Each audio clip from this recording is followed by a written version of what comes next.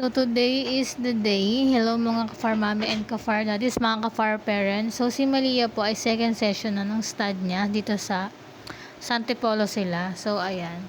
So isasaka kasi siya sa motor kasama yung kaibigan ng aking jowawi.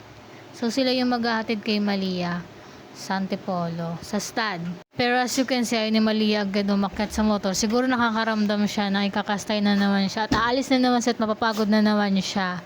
But don't worry, safe na safe po dyan yung aking fur baby na si Malia. So yung kakasta nga po sa kanya isang blue merle. Yes, yan talaga yung preferred ko, yung blue merle. Kasi para mabago naman yung mga kulay ng mga junakis ko. Kasi meron na akong black and white and then red white. So gusto ko naman ng merle para So dito, puppy share lang po kami.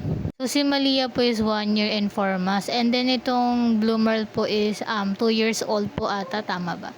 So hindi ko masyadong alam kasi ang kasama lang po dito si Joawi. So video lang yung makikita ko at mga pinag-usapan nila doon. So mabilis nga lang pagkasampa ayun na, okay na. Tapos hihintay na lang natin sila na matapos. So mga tumagal din doon ng mga 10 minutes na magkadikit sila na hindi pa natatanggal. So narinig yun naman yung aking apo na si Marvelous, napakaingay.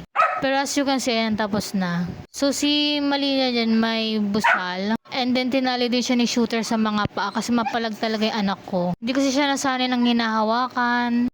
Tapos super arte talaga niya, as in napaka-arte ng batang yan. Ewan ko mo kung ganyan din yung mga border collie niya kasi sa akin napaka-arte niya, ewan ko. Isa lang masabi ko, napakaganda ng anak ko and then napakaganda ng blue merle na to. Sana talaga maganda yung kilabasan ng mga anak nila. So wala pa nga, di pa nga nabubusin si Malia pero napaka super excited ko na ngayon. And then napakabait din itong blue merle na to. So hindi ko kasi alam, di rin sinabi ni Jowa nga kasi nakalimutan din daw niya tanungin. So nakita niya naman tapos na pero sinusundan pa rin siya ng male na blue merle natin. So parehas nga silang bi ay blue and brown yung eyes nila. Bye!